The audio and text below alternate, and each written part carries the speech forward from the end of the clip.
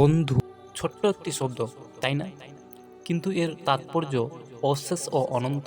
আসুন বন্ধুত্বের সংজ্ঞা ও বাণী দিতে গিয়ে বিখ্যাত ব্যক্তিবর্গ কি বলেছেন বন্ধুর সম্পর্কে। এরিস্টটলের মতে দুর্ভাগ্যবান তারাই যাদের প্রকৃত বন্ধু নেই।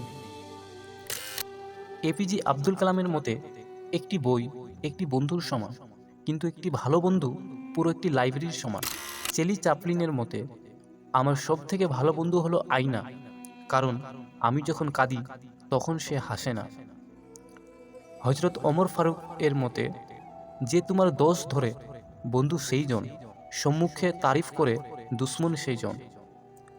জ্যাক মার মতে হাজারটা বন্ধু পাওয়া বড় কথা নয়, বড় কথা হচ্ছে এমন একটা বন্ধু পাওয়া যখন পৃথিবীর সব মানুষ তোমার বিরুদ্ধে থাকবে তখন সে তোমার পক্ষে থাকবে। সিসোরোর মতে কখনো কোনো বন্ধুকে আঘাত করো না, এমনকি ঠাট্টাও করো না। প্লেটোর মতে বন্ধুত্বের মধ্যে সব কিছুতেই একতা থাকে। হেলেন কেলারের মতে অন্ধকারে একজন বন্ধুর সাথে হাঁটা আলোতে একা হাঁটার চেয়ে ভালো। রবীন্দ্রনাথ ঠাকুরের মতে গোলাপ যেমন একটি বিশেষ জাতের ফুল, বন্ধুও তেমনি একটি বিশেষ জাতের মানুষ। উইলিয়াম শেক্সপিয়ারের মতে আমার ভালো বন্ধুদের কথা মনে করে আমি যতটা সুখী হতে পারি অন্য কোনোভাবে ততটা সুখী হতে পারি না। অস্কার ওয়াইল্ডের মতে একজন সত্যিকারের বন্ধু তোমাকে সামনের দিকে এগিয়ে নিয়ে যাবে। উইলিয়াম শেক্সপিয়ারের মতে বন্ধুত্ব কখনো হারাই না, হারিয়ে যায় সেই মানুষ যে বন্ধুত্বের মূল্য দিতে পারে না।